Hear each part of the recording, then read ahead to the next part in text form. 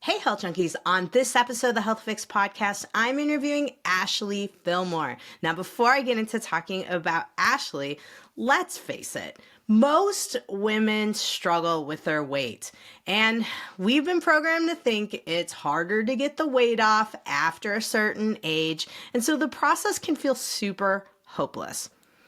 But what if there are clues to why the weight is staying around?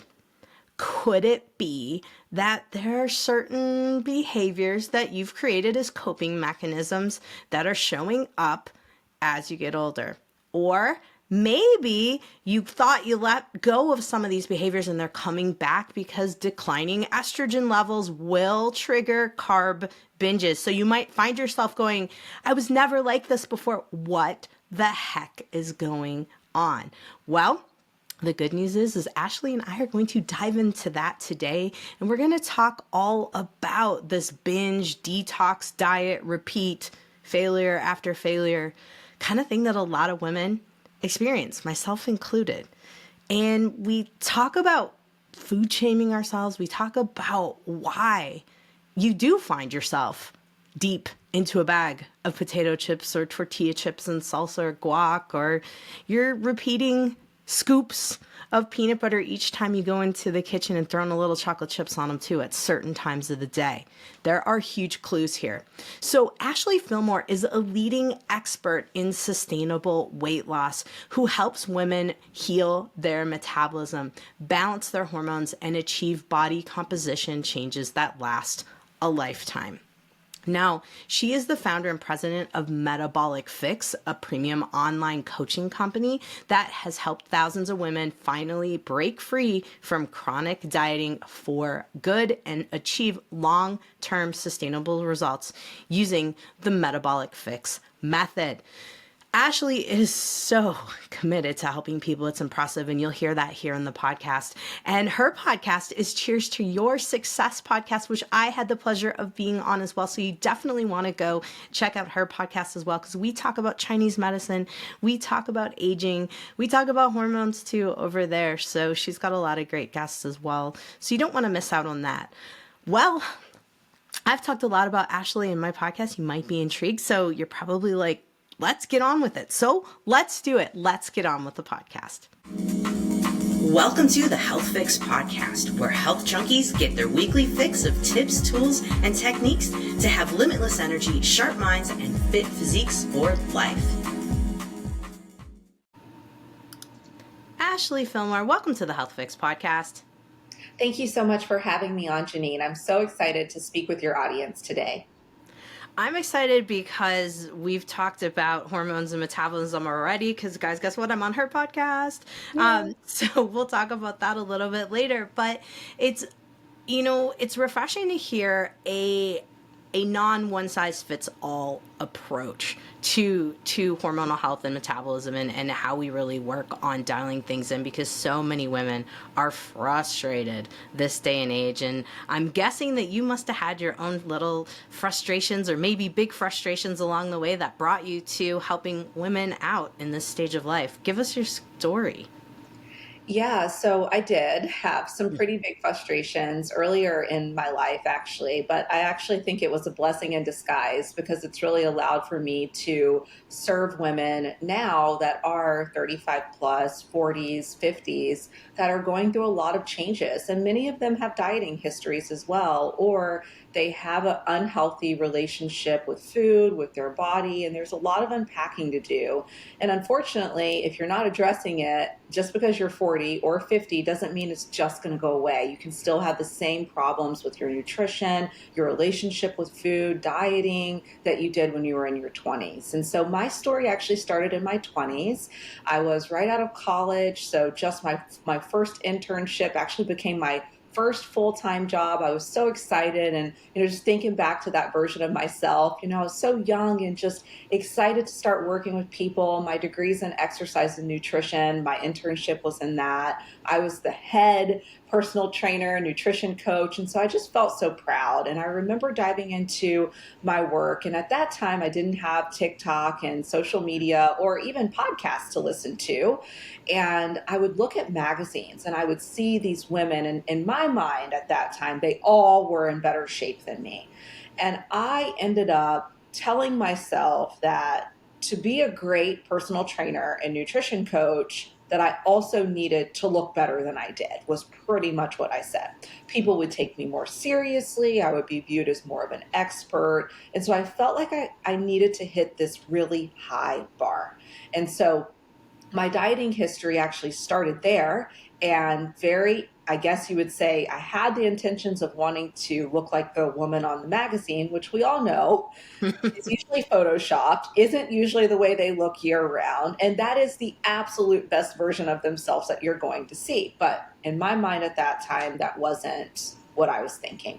And so I just started dieting. And to make a very long story a little shorter, today I did all of the diets. From Weight Watchers was really popular, paleo was very popular, but I took it to the extreme by cutting out all of my carbs, essentially everything that wasn't meat and potatoes and vegetables. I did fasting. I was working out, doing CrossFit workouts. I was doing Les Mills, which is a fitness class series of body pump and step aerobics, kickboxing. And some days I was doing up to 4 hours a day of exercise. Holy cow. So I lost weight, I lost body fat, but here's the thing. I was the most unhealthiest version of myself. When I had my Dutch testing done and hormone panels ran, I had the hormone profile of a perimenopause woman. I did not have a cycle. I had a horrible relationship with food. I was restricting and binging and just cycling through that every single week. I did not feel like the best version of myself, and I couldn't get pregnant. And at that time, I was frustrated because I thought, why am I not able to conceive? But, it was right in front of my face. And so I hit my version of rock bottom and had to say, okay, I have to pick myself back up. I have to stop feeling like I can deviate and do all of these things to my body and not pay consequences for it. And so that's when I experienced my own holistic journey to getting hormonally healthy, metabolically healthy. I had severe metabolic damage. At the young age of 20, I was eating, 1,100, 1,000 calories a day, working out multiple hours a day. I was a size 00, but very unhealthy. So, the first thing I want to share with your audience is being a size 2 or a 0 doesn't equal healthy for all of us. Mm-hmm. And for many of us, pushing your bodies to extremes to just try and hit a super small size of pants or push your body beyond where it needs to be isn't true health. And so through that journey, I realized health does come in many shapes and sizes. And I was going about things in a very unhealthy way, although I really did have the best intentions. So it was eye-opening for me. I ended up getting healthy. I healed my metabolism. Working with a functional doctor as well, rebalanced my hormones. My cycle came back. I now have 2 beautiful daughters, 6 and 9 years old. And now that I'm in my late 30s, I'm in a very different season of life and have been fortunately practicing what I preach, living by the metabolic fix principles and philosophies to help me thrive now in my late 30s as things are starting to change for myself as well. Your story isn't uncommon, and I can definitely resonate with a lot of it. Stopping my cycle by overworking out, by going into hardcore paleo, CrossFit, it all resonates. And I think a lot of women right now can be like, yeah, I've definitely been there in some form or other. And when we get to this phase of life, there's a lot of changes, right? Our moods are changing. We're feeling different in our body. And then the fat can be on the belly and oh boy, and different distribution of how we look. And it just kind of adds to this like, oh my God, what if I can't get this off? What if I can't, maintain a lean physique? What do I do? And I mean, I'd be lying if I didn't have that thought of like, oh my gosh, I'm going to be my mother. Right. And no respect to her. She just didn't know what to do. Yeah. And was frustrated. And I probably got my diet well, I know I got my diet history from her. So I know a lot of women are definitely in that category. And unfortunately, what's thrown at us right now is dial in your macros, eat like this guru, eat like this person for the menopause diet. And then a lot of people try these things and they feel defeated. Nothing Yeah. happens. So give us the scoop. What have you kind of discovered, especially with yourself and your clients, that we need to be looking at before we dive into macros? Yeah, so I think number one is we have to look at you as an individual. And this is so important and something that is so neglected. I really don't know of a diet that is a multi-million dollar company, thinking about all the big names you see. They are multi-million dollar diet companies and industries where they're, selling various things to you from, shakes and pills and all of the things that come along with the diet that truly looks at you as an individual. And so step one is you have to pull away from that and you have to invest and work with someone or a company that is invested to looking at you as an individual to help you determine what is best for your body specifically. The customization just isn't there. And it's not something that can be offered when there is a huge mass produced programs and hundreds, if not thousands of people are going to be doing the same thing that you're doing. And that's mistake number one. And I actually fell into that trap as well.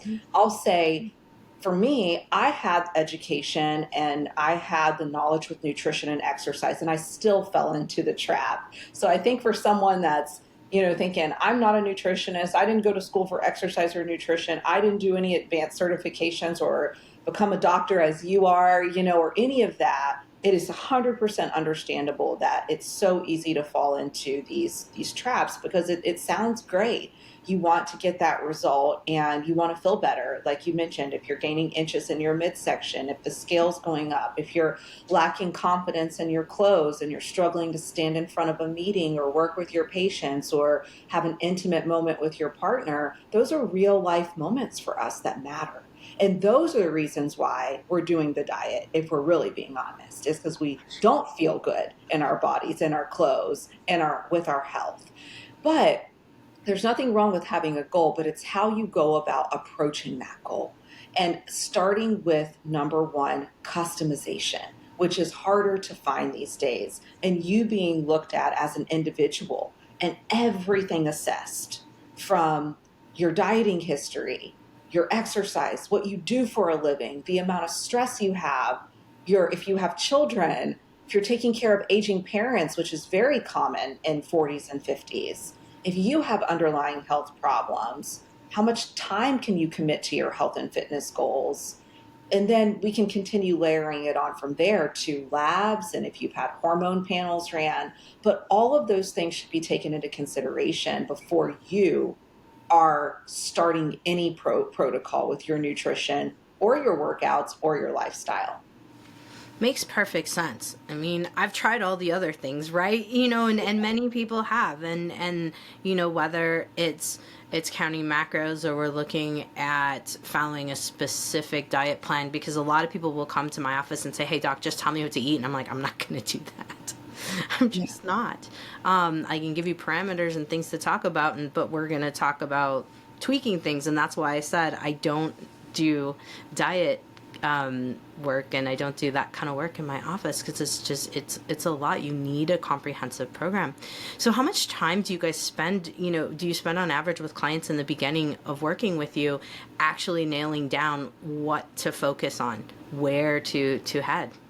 Exactly. Yeah. So the first part of the journey is one, assessing. So there is an assessment period. So if you come into my community, number one, you're not going to have this meal plan and these workouts that's already designed. Everything's tailored for you. So initially it can be a bit of a shock because it's like, oh, today's day one, and you're telling me to just eat as I normally or as I already have been, to do the workouts I'm already doing. I'm filling out these papers about my health and what I've done and how I'm feeling and my measurements. I'm uploading photos, but it takes a week of just reviewing your food, reviewing your exercise, studying your charts, your health history to get you started. Now that's the start. Full transformation for someone listening in. If you are going through perimenopause, menopause, or maybe you're even in your 30s and you just want to learn how to eat the correct way for your body and not the mass population, it takes 6 months on average to get someone in a great spot. Now, sometimes it takes longer if you have a dieting history and you've spent 15, 20 years of your life dieting. There could be a lot of things we have to work through related to the mindset component, which is often overlooked as well, not just nutrition and ensuring that you understand what you're doing and you're being taught how to do it correctly, but it's 6 months to truly get you from A to the end point.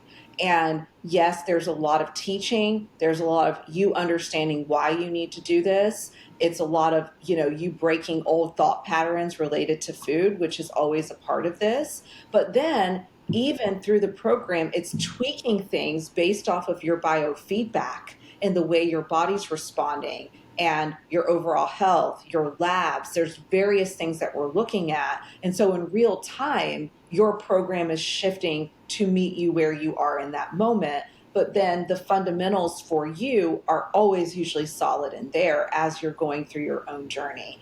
But week one, it just even get you started at a minimum. It's a week of making sure that we're understanding what you're eating, when are you eating, if you're drinking, whatever it is, there's no judgment. It's just you being fully committed and saying, hey, I really want to feel better. But if anyone has experienced a rock bottom like I did, you are willing to do anything to feel better and to get in a better place. So I know for me, it was like, I'll do whatever. If you want me to write down anything, I'll write it down. So that's a huge part of it versus a traditional program where you're just given macros.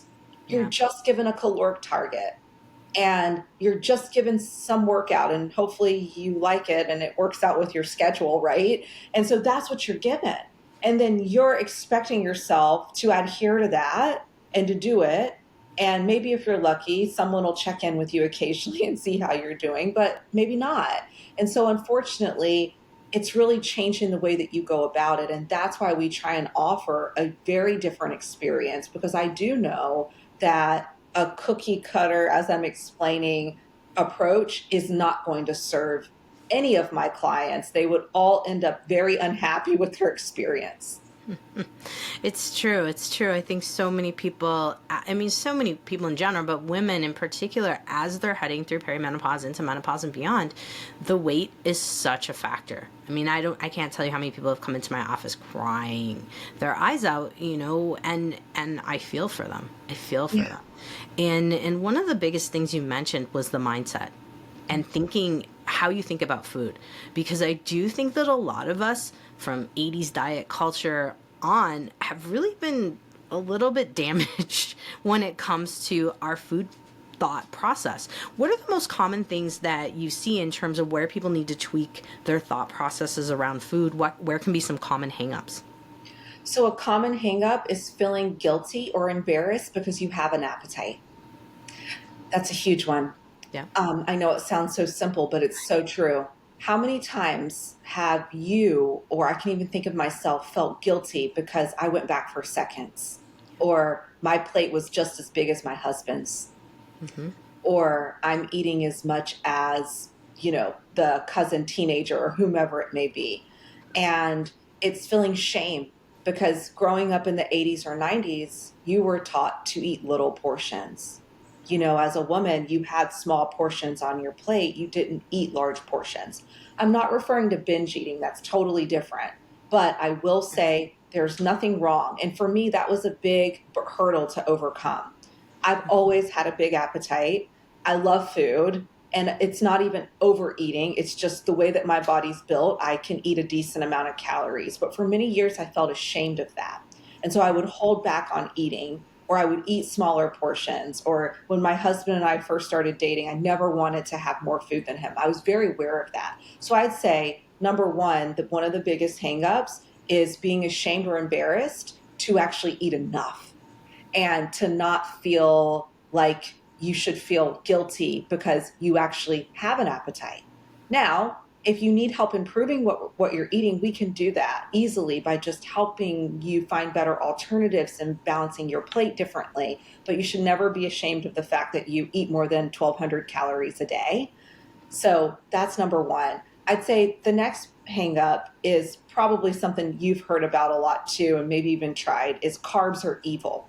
I see women stay away from carbs literally like they are a disease and they want nothing to do with them. Or nowadays, I'm seeing more women transition to keto, but they're buying keto products that are heavily processed and I mean, worse for you than just eating pure sugar, to be honest. But turning to that, and since the diet's promoting that, they feel like they're doing really well.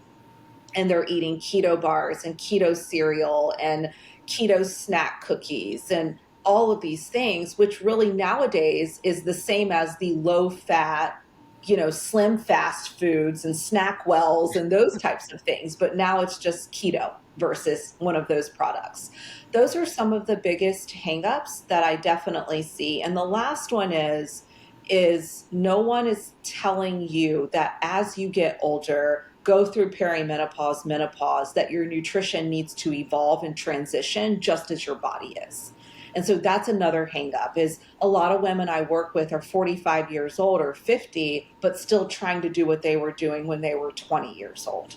And so it's this disconnect between, well, that used to work for me. Shouldn't it work for me now? And my argument is, well, no, your body, your life, your metabolism, your hormones is in a different place now. Yeah. That's a great point. I mean, a lot of people will think about, oh, I just cut the carbs down or I stopped eating pizza for a week and, everything went back to normal. But I think what a lot of people maybe are wondering about, and I'm hoping you can help explain this, is we also tend to eat sometimes the same. Like, for me, I love chips and salsa, guacamole. Ooh, I can make a dinner out of it. I used to do that in my 20s and it worked. So the opposite side of this is also going into that, correct? Looking at some of those habits that you might have carried over where like popcorn and a glass of wine worked in your 20s. Exactly. And this is where the mindset component comes in. Is, there's a lot of foods that we eat for comfort, and there's nothing wrong with that. For you, I'd say, and I love it too, some guac, salsa, some really salty chips is wonderful. Wonderful. I mean, I could make a meal out of that as well, and it's tasty. It just literally checks all the boxes for me. And everybody has their own version of that. And so I think we do go on autopilot and we think, oh, well, I used to be able to have this really enjoyable popcorn and wine or guac and chips and salsa or whatever it may be. And, I could still lose weight and feel pretty good or wake up feeling good. And now I wake up puffy. My rings aren't moving. I feel bloated. The scale's up 5 pounds and I just don't really know what's happened. It's not like I did anything different. I think it's having that realization that, okay, well, my body's in a different place now. Even as simple as alcohol. I mean, there was all a day where probably a lot of us could drink. I know for myself in my 20s, and I'd wake up and I'd feel great. But now I have a couple glasses of wine and I feel like I was hit by a train. And so I think it's understanding that your body's also shifting. And it doesn't mean that you have to give up those foods because that's also sad. But you do have to start looking at it differently and say, okay, like this is really tasty. It's obviously very comforting to me. Maybe this is something I can still have sometimes as a snack paired with some protein, but not as a full meal. Or instead of having the wine, could I have some kombucha and get a similar feel, pour it in a wine glass as I do? You feel like you're having something, but you're not also having that negative effect on your sleep and on your overall health. And so I think it's just being aware that we have to come out of autopilot and we have to turn on and say, okay, why am I doing the things that I'm doing? And not in a judgmental way. As women, we can be so hard on ourselves. Yeah. If we're not perfect, then we're not good at all. We're a failure. But looking at yourself with compassion, because it truly, you are going to be always the number one person there to care for you. And so we have to look at ourselves from a point of compassion and care and say, like for me, it's why am I finding myself every evening with a jar of peanut butter and a half bar of chocolate? What is going on here? Or why do I find myself in a Mexican restaurant eating two piles of chips and salsa before my entree gets out? And it's having these conversations with myself, or why after a stressful day, I had immediately to go get my bar of chocolate. It's having these realizations and conversations with yourself to understand your unique eating habits. If you don't conquer that, it's going to be really challenging for you to lose weight if that's a goal, or to improve your body composition or your overall health. You have to really start assessing. It's like vision yourself being there, but you're sitting back on the sideline, just observing, watching your eating habits, watching the way you manage stress, and taking notes about this, maybe even journaling. Today was a really hard day, and for dinner, I had chips and salsa. It was just comforting to me. And I used to do that in my 20s or maybe younger days, and it just made me feel great. Now I don't feel so great. And as I tell my ladies, it's not all or nothing. You don't have to give up these special moments or foods that you love, but it's figuring out now, how do you work these things into your current phase of life as you are simultaneously improving your overall health, if that's a goal of yours. I think that's a wise way to think of it, because I think a lot of people, their first response is going to be like, but I still want to eat these things. How can I still, have the cake and not gain the pounds that I wouldn't back in my 20s? And that's incredibly insightful. So do you have folks in your program write like a journal? Is there a constant kind of journal, and then talking with the coach about what came up? Yes. So, one of the biggest things we do, one of the pillars here at Metabolic Fix, is your mindset. Number one thing we're addressing. Yes, we're looking at your metabolic health. Yes, we're looking and discussing hormones with you and understanding your menstrual cycles if you're having them. And if not, where are you in your journey? We're looking at your exercise and your nutrition. But I will say equally, we are working with you on your mindset. Actually, that is one of the number one pillars, because your mindset, your relationship with food, is going to trickle down in your ability to be compliant, your ability to stick to the plan that we create as a team together. And so, yes, mindset, understanding why you're eating the way that you are. And I know, having done this for 20 years, even through the assessment week, just by simply logging your food, I know through my own research, but actual published research shows you're naturally going to eat a little bit better just by journaling what you eat. But if you can still try to just be eat as you normally would to the best of your ability and not deviate from that, that information is very insightful. But it's also important for you to start understanding why you are doing the things that you're doing, but flip the script. Instead of doing it in a I'm horrible, I'm a failure, nothing works for me, I just can't do this, everybody else is doing great, my neighbor down the street is at her optimal weight with 5 kids, taking care of her aging parents, and I can't even push away the ice cream at night. Don't judge yourself that way, because that will keep you in that negative loop.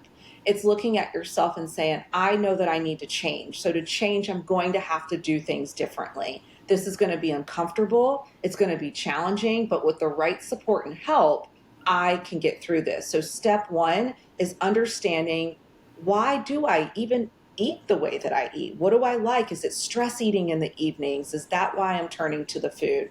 Am I lonely? Is food the one thing that's not talking back to me in my day? Can I just zone out? And this is my way of decompressing.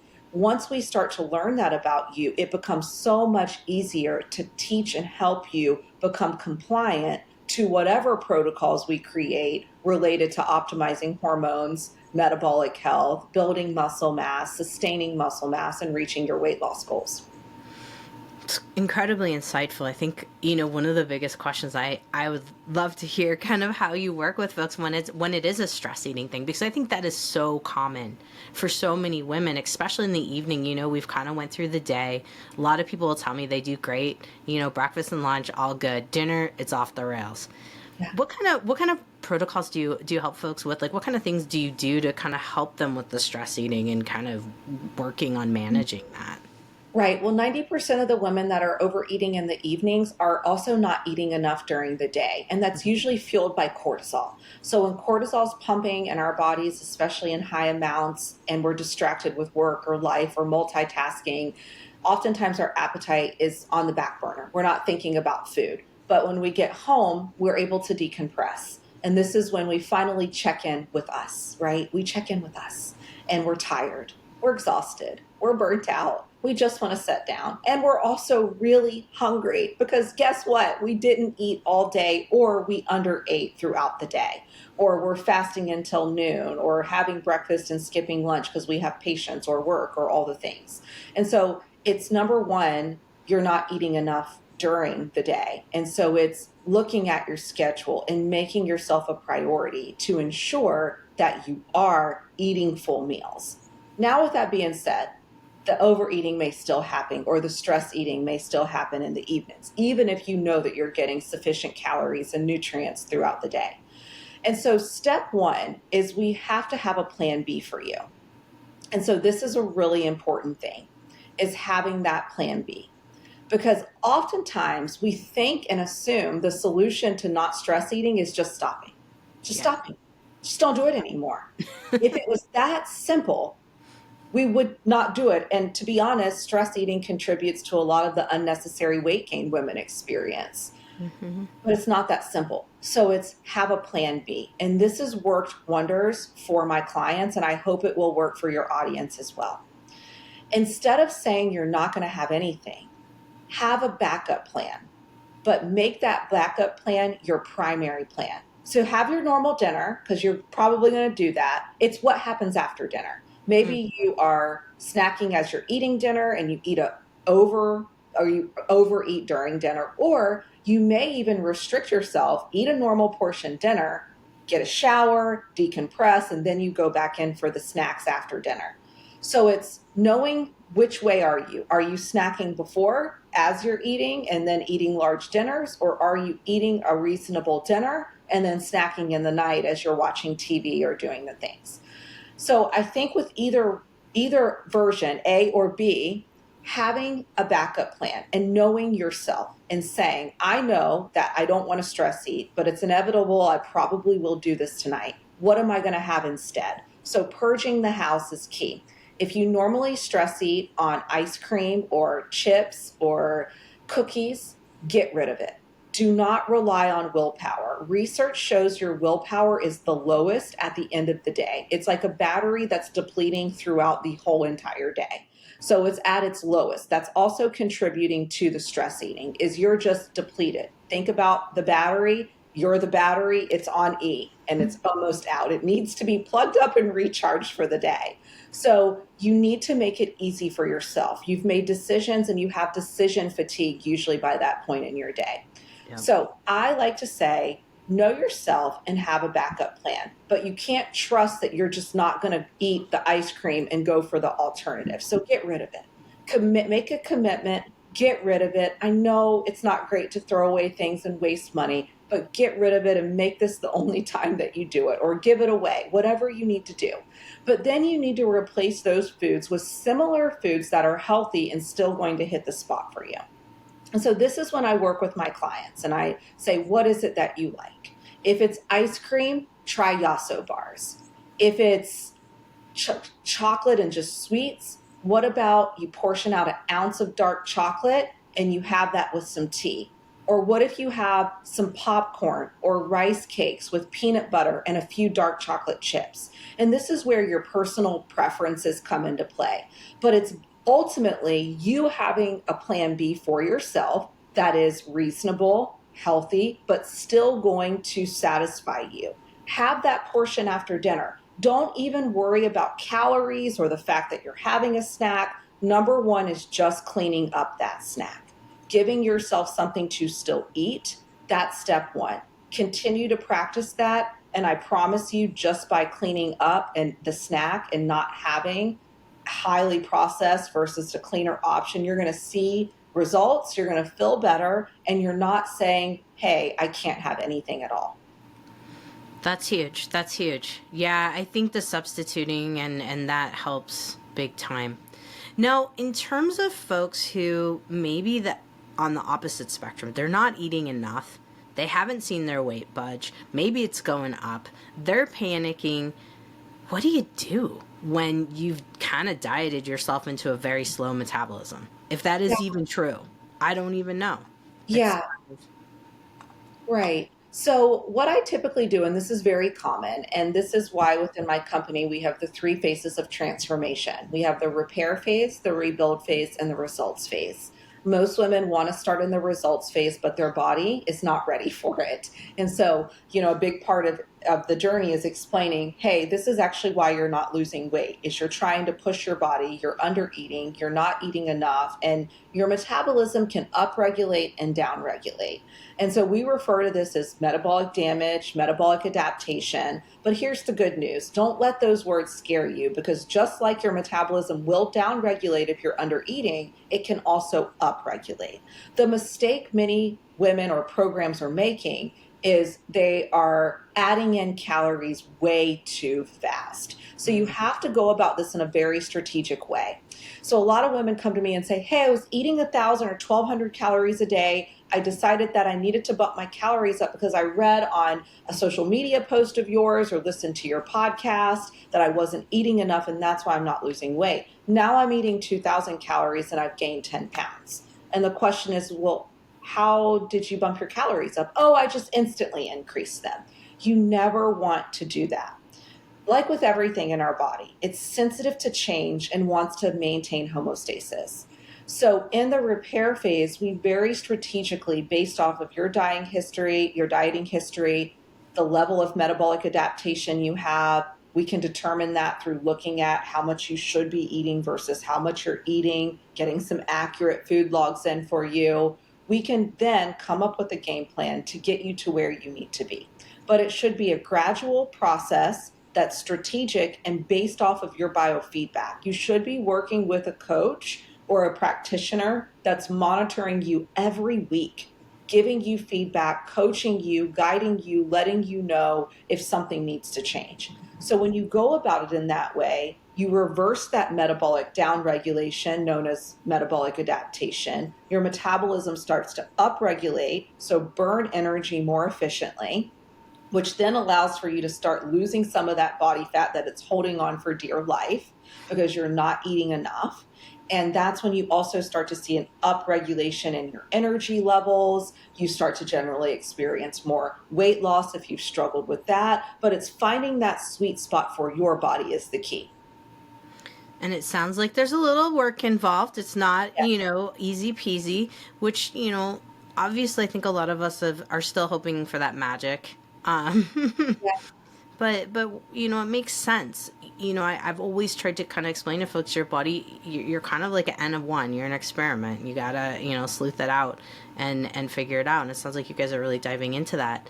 So for those folks, that's key. I like to hear that it's slowly coming back up, because I have heard of the reverse dieting thing and all of that, and not so great results for a lot of folks. Yeah. As a whole. Yeah. So with hormones, and let's go from go around perimenopause into menopause. What do you see as the biggest hurdles with hormones and eating and triggers and different things for folks in perimenopause, and what can some folks be thinking about to maybe get ahead of the game and start to evaluate for themselves, where can I make some changes? Yeah, so I think one of the biggest changes I see with women is just really having that moment where you really do realize things are different. It's not just a bad night's sleep. It's not just one bad month for you. Things are really starting to shift in your body, and you have to do things differently now. And as you probably know, not sure if the listeners know, after the age of 30, we will naturally start losing muscle mass. When it comes to our metabolic health, our metabolism, so much of your metabolic health and your metabolic rate, how many calories you can burn without gaining weight, how many calories you need per day, is going to be influenced by the amount of muscle mass you have on your frame. So if you're losing muscle mass and also have a dieting history, and also simultaneously going through perimenopause where estrogen and progesterone and your testosterone are dropping down, you're not going to be in the best place in your 40s as you're starting to see some of these changes. So I think number one is you have to start being proactive about what you're doing and how you're doing it in this new season of life.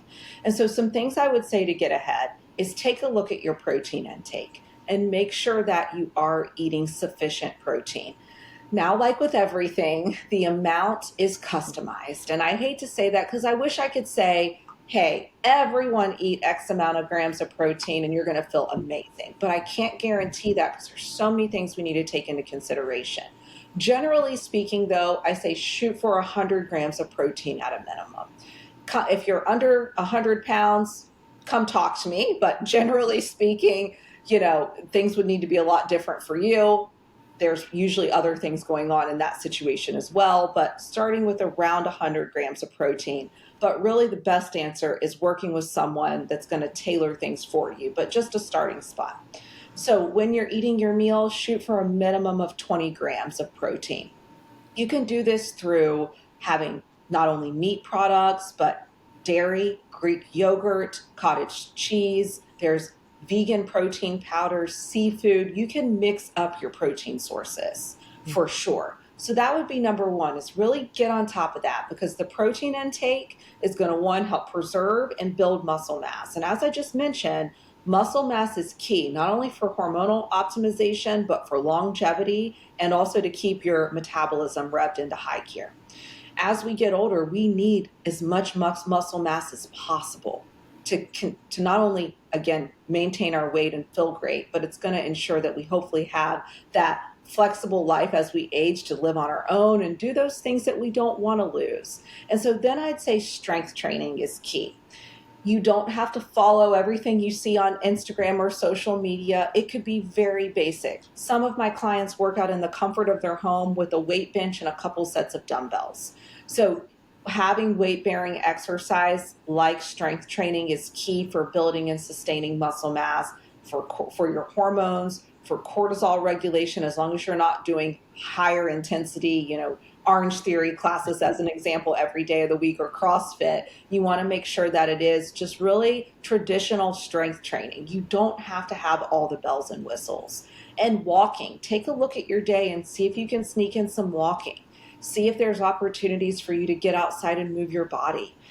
These are very simple things that can help you get in front of your health as you go through these hormonal shifts. And then lastly, add in more vegetables. It's great for detoxification. It's great for your gut health. It's just great for your body in so many ways. So even without having a hormone panel ran, look at your diet and get in more vegetables. It's going to support your liver. It's going to support your GI health. It's going to help ensure that you're having a bowel movement every day, which is something a lot of women aren't having.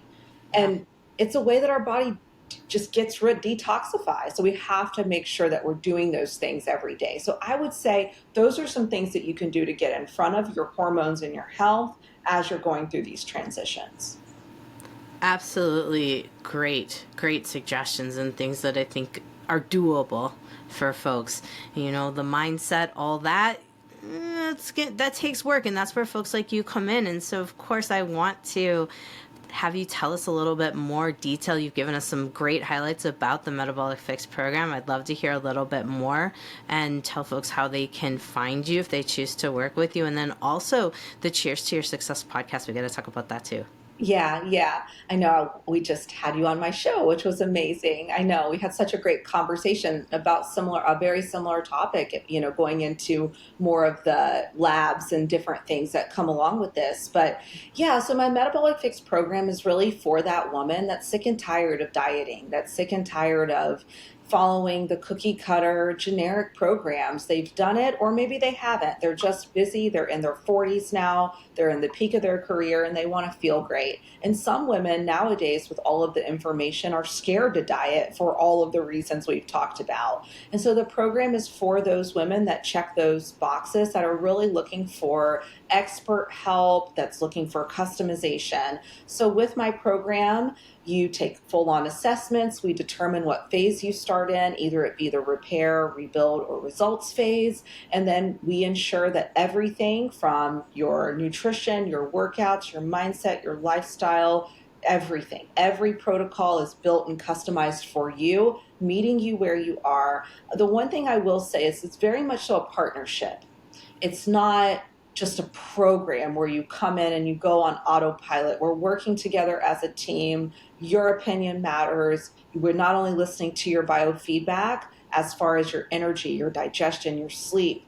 all of those things matter greatly, but we're also making sure that you're happy and you feel like you can sustain the things that are taking place in your life that are changing, that you feel like you could keep this up and you understand why you're doing it. Absolutely makes sense. Absolutely makes sense. And you said 6 months for a lot of women. So, definitely not the common program that I hear. 3 months, those kind of things. And then you're left with, what do I do next? So, Exactly. absolutely crucial. Let's talk about your podcast for a minute and how that supports women going through your program and just women in general. Yeah, so my podcast, Cheers to Your Success, which you were just on, and I can't wait for your episode to come out. It's pretty much a continuation of everything that we talked about today, going into hormones, metabolism, nutrition, exercise, mindset, navigating, as I like to call, the messy middle, where you are maybe raising your children, working in your company or in your career, you have aging parents, your body's changing, and just some behind the scenes views of what that looks like. I have many clients that come on my show to share their stories, wonderful experts like yourself, and also a lot of solo episodes. I release 1 to 2 episodes every week, and it's a really great way to come and learn in a very digestible way where you walk away understanding what you heard and with great actionable steps and tips that you can implement right away. Makes sense. Makes sense. Yeah, sounds like you and I both are on the same mission. Just get that information out there. So, what about social media? Where can folks follow you, see what you're up to on those channels? Yes, so I'm on Instagram and I'm there daily. So my handle is Ashley_Fillmore, Fillmore 1. So I'm there hanging out if you want to learn more about everything I shared today.